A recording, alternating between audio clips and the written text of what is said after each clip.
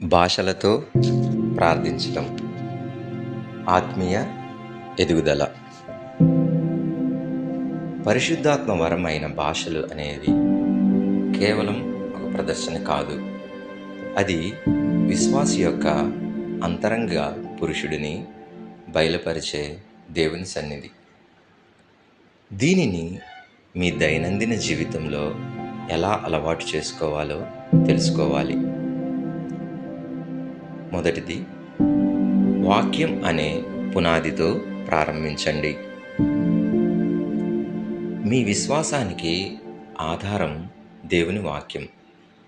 ప్రార్థన ప్రారంభించే ముందు కొరింథీయులకు రాసిన మొదటి పత్రిక 14వ అధ్యాయము 4వ వచనము, భాషతో మాట్లాడువాడు తనకే క్షేమాభివృద్ధి కలుగు చేసుకొనును. మరియు యూదా వ్రాసిన పత్రిక 1వ అధ్యాయము 20వ వచనము, ప్రియులారా, మీరు విశ్వసించు అతి పరిశుద్ధమైన దాని మీద మిమ్ముని మీరు కట్టుకొనుచు పరిశుద్ధాత్మలో ప్రార్థన చేయుచు. ఈ వచనములను బిగ్గరగా చదవండి. ఇది మీ మనస్సును ఆత్మీయ మేల్కొలుపుకు సిద్ధం చేస్తుంది. రెండవది, వ్యక్తిగత సమయం మరియు స్థలము. భాషలలో ప్రార్థించటం అనేది ప్రధానముగా దేవునికి మరియు మీకు మధ్య జరిగే రహస్య సంభాషణ. ప్రతిరోజు ఒక నిర్దిష్ట సమయాన్ని, ఎవరు అంతరాయం కలిగించని ఒక ప్రైవేట్ స్థలాన్ని కేటాయించుకోండి. ఈ క్రమశిక్షణ మిమ్మల్ని ఆత్మలో లోతుగా నడిపిస్తుంది. మూడవది, ఆరాధనతో హృదయాన్ని సిద్ధపరచండి. నేరుగా భాషలతో ప్రారంభించే ముందు మీకు తెలిసిన విధానంలో దేవుని స్తుతించండి. ఆరాధన మీ ఆత్మను ఉత్తేజపరుస్తుంది. తద్వారా మీరు సహజమైన స్థితి నుండి ఆత్మీయ స్థితిలోకి సులభంగా ప్రవేశించగలరు. నాలుగవది, మీ నోటిని అప్పగించండి. చాలామంది పరిశుద్ధాత్మ తమను బలవంతంగా కంట్రోల్ చేయాలని ఎదురు చూస్తారు. కానీ పరిశుద్ధాత్మ మీకు ఉచ్చారణ ఇస్తుండగా మాట్లాడాల్సింది మీరే. మీ శ్వాసను, స్వరాన్ని విశ్వాసంతో ఆయనకు అప్పగించండి.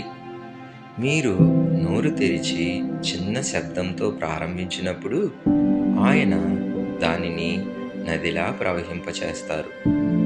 ఐదవది, ఒత్తిడిలోనూ ప్రార్థించండి.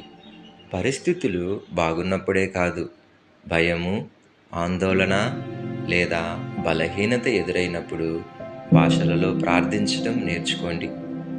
ఇది మీ ప్రాణానికి స్థిరత్వాన్ని ఇచ్చి ఆత్మీయ విజయాన్ని చేకూరుస్తుంది. భాషలతో ప్రార్థించడం వల్ల కలిగే అద్భుతమైన ప్రయోజనములు. ఈ వరం ద్వారా మీ ఆత్మీయ జీవితంలో జరిగే మార్పులు. ఆత్మీయ క్షేమాభివృద్ధి. ఇది మీ లోపలి మనిషిని రీఛార్జ్ చేసే ఆత్మీయ బ్యాటరీ వంటిది. పరిమితులను అధిగమించడం. మనకు ఏమి ప్రార్థించాలో తెలియనప్పుడు పరిశుద్ధాత్ముడు మన పక్షాన దేవుని చిత్త ప్రకారము విజ్ఞాపన చేస్తారు. రోమీయులకు రాసిన పత్రిక 8వ అధ్యాయము 26వ వచనము, అటువలే ఆత్మయు మన బలహీనతను చూచి సహాయము చేయుచున్నాడు. ఎలయనగా మనకు యుక్తముగా ఎలాగూ ప్రార్థన చేయవలనో మనకు తెలియదు, కానీ ఉచ్చరింపశక్యము కాని మూలుగులతో ఆ ఆత్మ తానే మన పక్షముగా విజ్ఞాపన చేయుచున్నాడు. ఆత్మీయ విశ్రాంతి.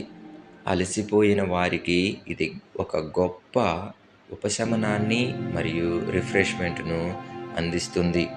యెషయా గ్రంథము 28వ అధ్యాయము 11వ వచనము 12వ వచనము, అలసిన వానికి నెమ్మది కలుగు చేయుడి, ఇదే నెమ్మది, ఇదే విశ్రాంతి అని చెప్పినవాడు నత్తివారి పెదవుల చేతను అన్యభాషతోనూ ఈ జనులతో మాటలాడుచు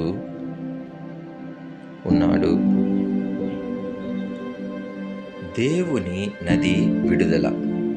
మీలో ఉన్న జీవజల నదులు ప్రవహించడానికి ఇది ఒక మార్గము. మర్మములను మాట్లాడటం.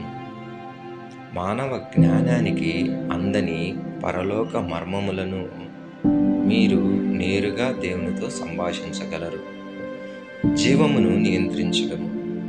మీ నాలుకను పరిశుద్ధాత్మకు అప్పగించడము ద్వారా మీ మాటలను మరియు ప్రవర్తనను అదుపులో ఉంచుకునే శక్తి లభిస్తుంది.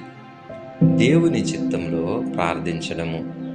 మీ స్వంత ఆలోచనలు కలవకుండా కేవలము దేవుని సంపూర్ణ చిత్తమునే మీరు పలుకగలుగుతారు. భాషలకు సాధారణముగా వచ్చే అడ్డంకులు, వాటిని ఎలా జయించాలి? అపనమ్మకము. నేనే సృష్టించుకుంటున్నానా అనే సందేహం రావచ్చు. మీరు దేవుని అడుగుతున్నారు కాబట్టి ఆయన మీకు ఇచ్చేది పవిత్రమైనదే అని నమ్ముడి. లూకాసు వార్త 11వ అధ్యాయము 13వ వచనము. పరలోకమందున్న మీ తండ్రి తనను అడుగువారికి పరిశుద్ధాత్మను ఎంతో నిశ్చయముగా అనుగ్రహించును అనెను. బుద్ధికి అర్థం కాకపోవడం. భాషలు మాట్లాడేటప్పుడు మీ మనస్సు విశ్రాంతి తీసుకుంటుంది, కానీ మీ ఆత్మ ప్రార్థిస్తుంది. అర్థం కాకపోయినా అది మీ ఆత్మను నిర్మిస్తుందని గుర్తించండి. పదే పదే ఒకే శబ్దం రావడము.